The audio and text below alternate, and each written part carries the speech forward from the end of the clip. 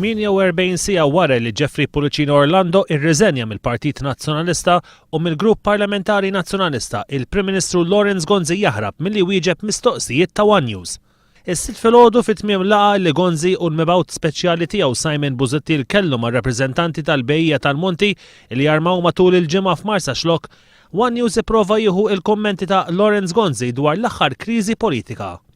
U dan fid-dawl li fl-aħħar sigħat id-deputat indipendenti Jeffrey Pulicino Orlando għamel l-ewwel kundizzjonijiet tiegħu lill-Gvern u qed jgħid li jrid jara id-dettalji tal-liġi dwar il-koabitazzjoni u tal-liġi tal-IVF. Prim Ministru, nħodlok komment qasir Prim Ministru, kjożbok.